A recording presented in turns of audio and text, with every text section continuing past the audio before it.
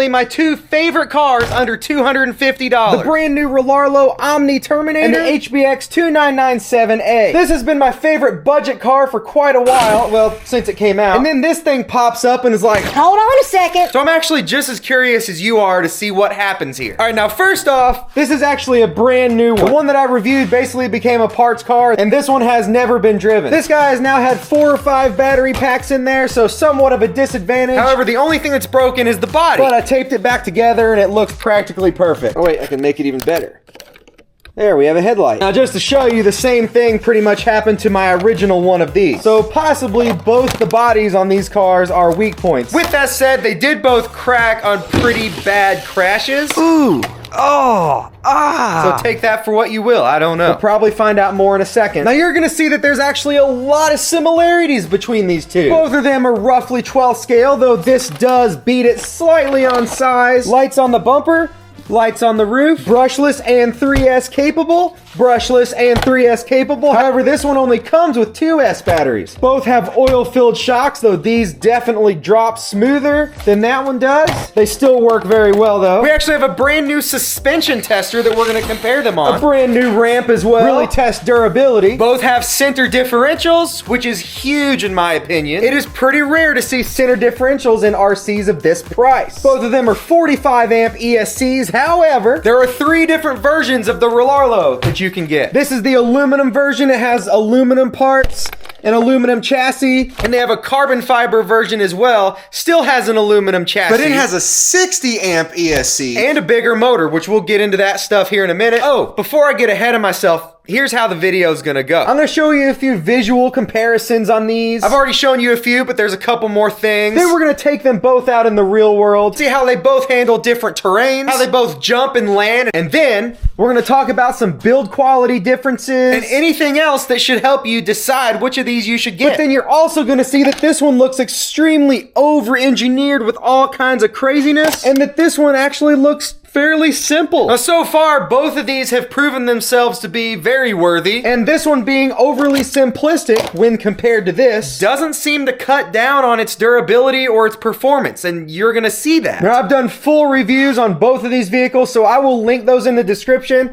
because I'm not gonna go over a ton of the details in this video. We're just gonna go over the differences between the two. But I actually set up a prize competition where you can win one of these. Tickets are 63 cents. It's brand new in the box, not this one. Probably not gonna look this good after this video. And I will ship it anywhere that allows shipping at no charge to you. Anyway, the link to enter that competition is down below in the description box. You get the standard HBX transmitter that you see on, well, most higher-end HBX models. These have always been pretty decent. I don't have any real complaints, but you can't turn the speed down. Unless there's some magical way somebody's figured out. Which I don't think so, because there's been quite a few complaints on this. This is actually a rebranded Dumbo RC transmitter, just rebranded to Rlaarlo. But this does have a throttle control knob, and you can actually make it barely move at all, so safe for the kiddos. So you've got a massive plastic brace going all the way from the chassis up to the front shock tower. Same here in the rear, except it also encapsulates the center differential. And then you've got an aluminum brace that tethers both shock towers together. ESC has a cooling fan on it. 2852 can size brushless motor has a cooling fan on it. It's 3100 kV. I know you can't see that. The carbon fiber version comes with a 3652 motor. So that's quite a bit bigger, but they supposedly have the same top speed. Imagine though that it has more torque than this one does. The shock towers are 7075 T6 aluminum, 4 millimeters thick, really wide lower control arms. You have droop screws, which we'll talk more about in a few minutes. Adjustable tie rods, sway bars in the front and in the rear, room for a decently sized battery, and the car actually comes with parts in the box where you can relocate the ESC up here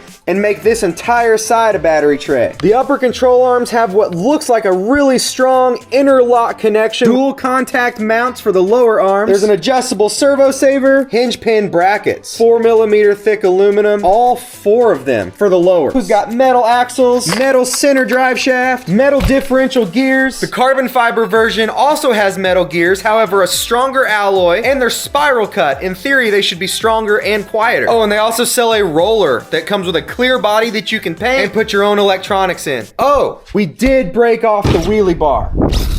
Ooh. In truth, all it broke was a screw, but it's a 30mm screw, and I don't have one, and I keep forgetting to get it. So here we are without a wheelie bar. This one doesn't even come with one, so fair fight. All right, let's set our sights over here to this guy. Full plastic chassis. So now I like this one. The way it's all blacked out and sits kind of low to the ground just kind of reminds me Okay. That's really nice. There. Okay, so about the tires, these look nice and thick and meaty here in the rubber area. However, you'll see that there actually isn't all that much tire material. Now, the Rlaarlo does that too, however, it's not as bad. There is still quite a bit more tire there. These also feel like there is much better, denser foam, and the tires do just feel a little bit better than these do. All right, there's our 45 amp ESC with a cooling fan. The motor has a heatsink, but not a cooling fan. But it also has a built-in heatsink. That's a 3652 size can motor, Same size as the carbon fiber version comes with this, but because it has those built-in fins, it's technically a 2852 also. now, if I remember right, this one had more power and speed than this guy. Dean's plug connector, and what we all dislike about HBX, a tiny battery tray. And yes, you can remove that ESC, relocate it up here somewhere, and then cut out that plastic divider and have a longer tray. So I'm gonna show you the batteries real quick. This is the one that comes with the Rlaarlo, and the HBX comes with two 1800 milliamp 2S batteries, one 2200 milliamp 3S. I did find some 3S batteries that are the exact same size except a little taller. I'll link these in the description in case you have or want one of these. Now, because this comes with 2S batteries, we're gonna do the speed test and initial testing on that 2S first. This one we won't because it comes with a 3S. Then we will check this one with a 3S battery. This car has one plastic chassis brace going all the way at top. You can already see that the control arms pretty much just have singular mount points. The rear lowers do have dual mount points. The control arms are a lot thinner on this truck than they are on the Rlaarlo. We still have adjustable tie rods, metal axles, metal differentials, metal spur gear, metal center drive shaft. The center differential is right down here. We also have a separate receiver, just like we do here, so you can swap out electronics without having to swap everything. Steering servo is plastic and just built onto the servo arm. It is not adjustable. Plastic shock towers, which I don't believe I've ever broken one on one of these models. Because this isn't the first iteration with this exact chassis. You can turn this motor mount around to accept Just two different size pinions. this dude has an adjustable sliding motor mount. Similar to what you would see in a higher end unit, so there are more infinite pinion sizes You can throw on this. And in terms of adjustability, like I mentioned earlier, this has droop screws so that you can lower the suspension down, make it more stable, but less good for doing jumps. because that would lower the amount of suspension travel and the ability to absorb those landings. This one, the suspension already comes somewhat low, and there's very little room for adjustment, but you can put longer shocks on this. In fact, you can see these arms will lower quite a bit without dragging on the drive shaft. And there is one more adjustment hole on here that will raise the suspension ever so slightly. And I'm gonna go ahead and do that. This is already a pretty stable car, so I don't think that little bit of ride height increasement is gonna mess with much. Hopefully it'll help. So we'll see. Just know that that adjustment is there. You can see how much higher the Rlaarlo still sits due to that extreme angle. Even though this one almost seems over-engineered, this one seems very simplistic, And that's a thing. this one's probably easier to work on, at least in most scenarios. I still feel like this one just had a meaner performance to it. Why am I rambling? I'm about to show you. Here we go.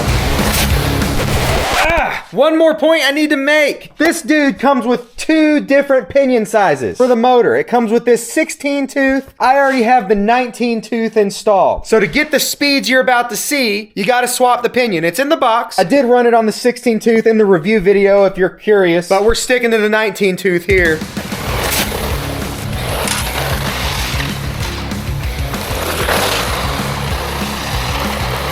A little wet out.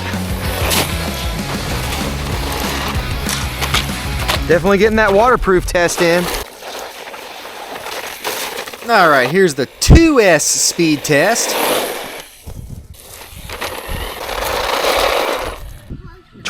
27.5. Won't go. Yes, there is. There is smoke.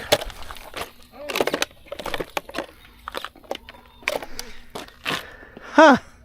Cooked it. No way. That is sweet. I need one. Yeah, don't run it through water. Yeah, ESC completely died. But was it the water that caused that? I don't know. So I'm gonna show you what I found. Then obviously we're gonna run it through water again. Luckily, I have a spare ESC from, yeah, my broken one. all right. New ESC fixed it. A little bit more 2S testing, then 3S, and then the Rlaarlo. Ooh.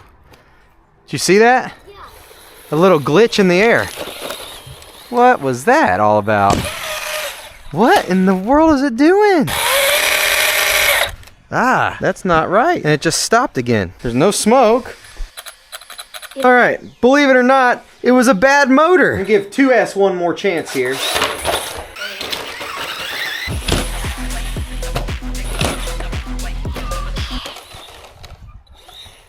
Really likes that tractor. All right, yeah, it's working flawlessly now. This motor was bad. I don't think the water did it. I think this was defective from the factory, burned up the first ESC, probably almost burned out the second one, but looks like we got to it on time. I think this is the first bad HBX motor that I've had, so most likely this won't happen to you. I'm ready for 3S. How about...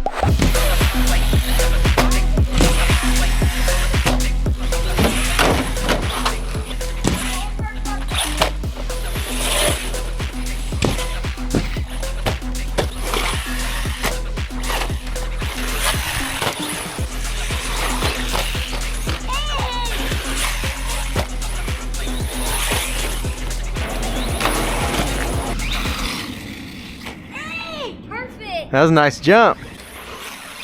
Oh!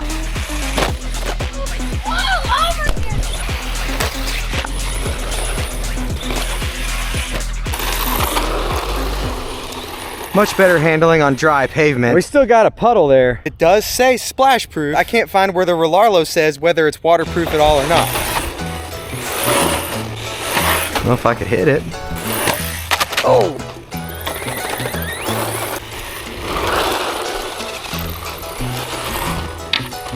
That was better.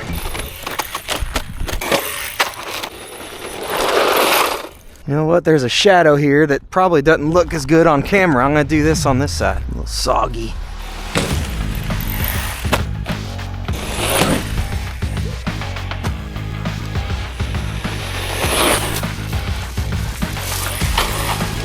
Oh, we still don't have GPS. That's nice. Still waiting on a signal.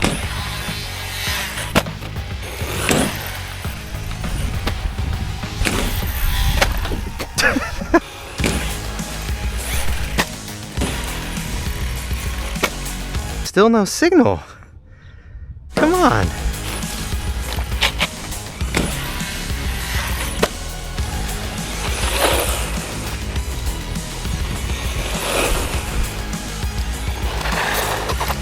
All right, definitely smells like doggy doo-doo over here.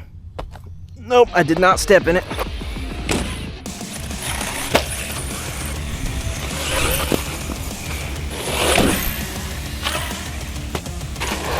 Hey, I heard a beep. 38.5.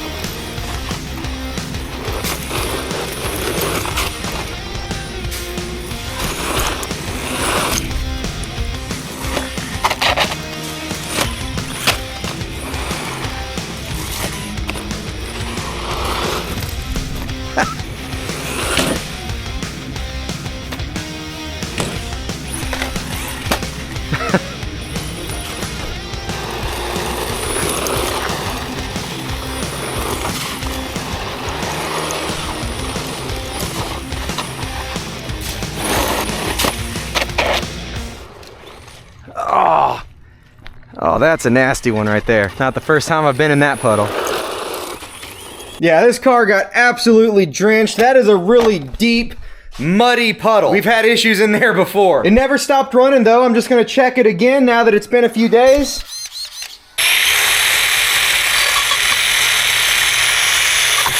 Ah, whoops, hit something.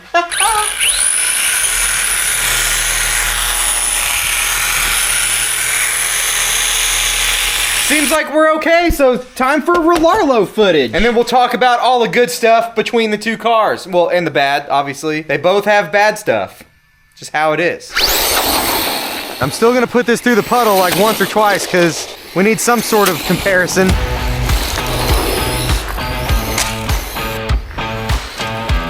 Oh!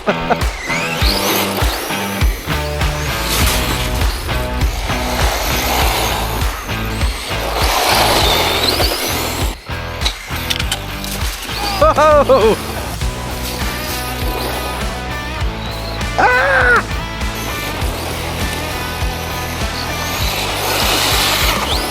You know what this thing is? It's a suspension tester. Oh!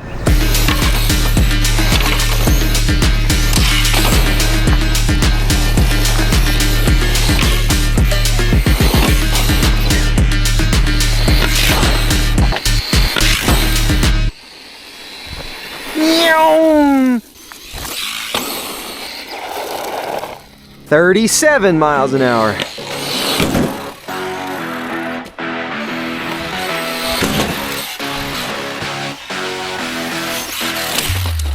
Oh. Oh.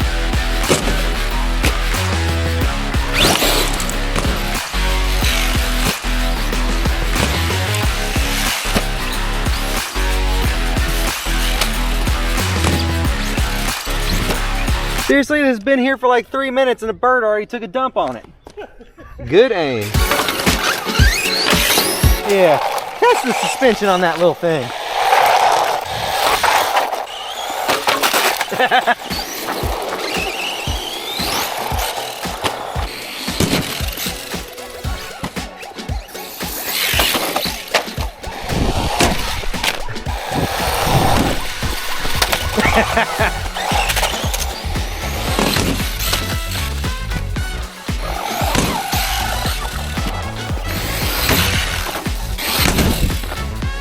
Ah, battery died in the air. Battery popped out. Hit low voltage right in the middle of the air.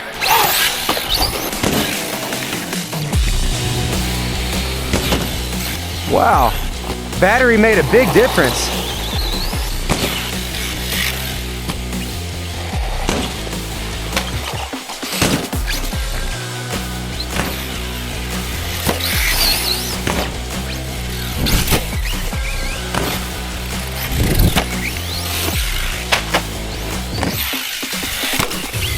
That thing's got no flex. No way.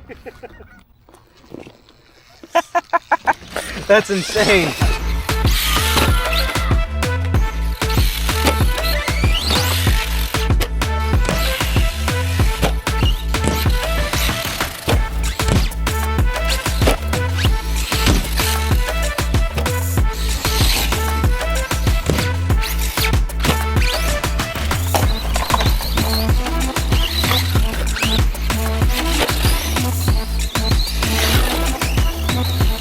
Okay, there's a lot to talk about here. A lot for us to go over, one-on-one. Both incredible vehicles. Yeah, we had some problems with this. Okay, looks like, best I can tell, a defective motor from the factory. Stuff like that happens. So first, a couple of performance specs, not specs, aspects that I noticed. This one's got 1.5 mile an hour top speed with a 3S battery, so not the battery that it comes with. But I also noticed that when I put a different battery in here, it gave us much better air control, so most likely you get a higher top speed out of a better battery too. And the second battery I put in it was just a 25C that comes with a 3S hosem. Definitely nothing special here. The stock Rlaarlo battery popped out of there, I believe, twice. Even though the strap goes over it just fine, it needs a little bit more of a wall. I do feel like the HBX had a quicker spin rate in the air. A lot of times this guy was barely able to squeeze in that backflip, and the HBX, I always had to stop it before it flipped too far. I also feel like it had smoother front flips. Maybe because the car is a little more in line, while again the Rlaarlo goes like that because of that high suspension. Now this did not do very well on the wet pavement. The tires are not rubbery enough and the car isn't heavy enough, and it loses control and spins out pretty easy. While the Rlaarlo does that too, the softer compound of the tires, and maybe also the fact that they're wider and that it's a heavier truck, definitely grabs the ground better, even when it was wet. It was much easier to control. Now on dry pavement, That's when this thing does like to tip over quite a bit. or in the grass. And that's when adjusting the shocks can come into play, because you can relocate the mount holes on the bottom and the top to lower it some. And then you have those droop screws that you can adjust as well to take it down even lower if you want to. And we did that in the review video. If you need to see that, it controlled quite a bit better, but it did not jump as nice. But when it was dry out, the HBX handled pretty closely, which is cool because this one doesn't have sway bars like the Rlaarlo does. Now we're talking sliding around and hooking up and getting traction. We haven't gotten to the suspension tester yet. That'll bring us to our next point. The suspension is pretty much dialed in as perfect as a car this size could be. That lands probably better than the larger scale cars that I've got, which is awesome. This lands so beautifully. It's still gonna hippity hop a little bit because you can't stop all the bounce. You just can't. It's gonna happen. But this definitely has a bit more of a jolt to it. The HBX does not do wheelies. It'll pull a little one, but when it's dry out, the Rlaarlo will pull a full-on wheelie. It's definitely got the power. It's probably just that the tires don't hook up quite as well as these do.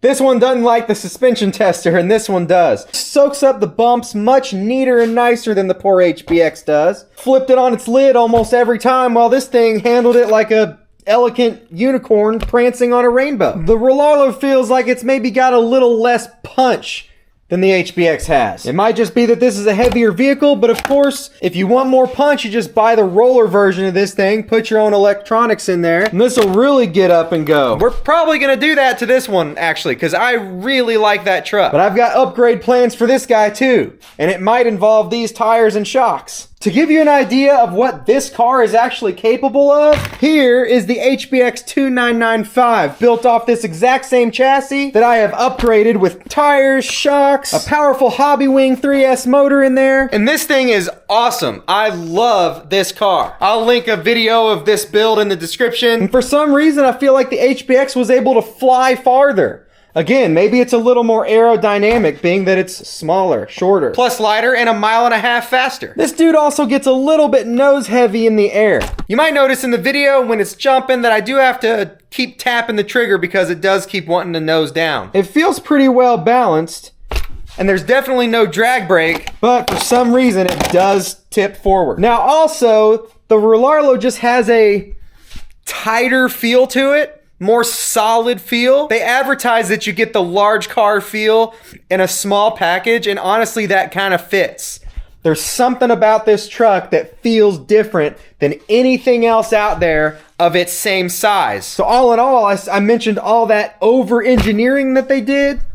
Well, I think it paid off because you can feel it. You can feel it in the way it drives. The body doesn't look any worse than it did, I don't think. The HBX body, it looks like we just have some little cracks on the side skirts. Well, this one's a chunk. And one crack right there on the rear corner. But everything looks perfectly fine on this truck. There is nothing broken. A lot of bad crashes towards the front. Nothing wrong with the bumper. Tie rod still looks straight. No metal chassis to bend. And we know that it still works even after getting soaked again. With that said, I don't see anything broken on the Rlaarlo either. Oh wait, I do see a broken fan blade right there. Certainly not the first time I've seen that or had that happen to me. It still spins, and the one on the motor is okay. Front bumper looks fine. Chassis is still perfectly straight. Control arms and hinge pins, I see no issue. First, I'll say that you probably can't go wrong with either. I wish the HBX came with a 3S battery. It loses points there. And this one should have come with a better battery that gives the car its full potential. Plus, keep in mind that you have to swap the motor pinion to get the speeds that I got out of this. If you don't, it's going to be a lot slower. And Rlaarlo even sells more pinion sizes that you can put on this. But of course, you could get them anywhere. I guess I'm giving it to the Rlaarlo. For all the reasons I mentioned, it's just a solid feeling car. Even though things don't flex very much, still seems they were able to dial in the durability. Certainly very high-grade plastics, high-grade metal. Don't forget to enter this raffle if you're interested. Link in the description to both trucks, plus the review videos. And any other video or product that I mentioned in the video, I'll link in the description.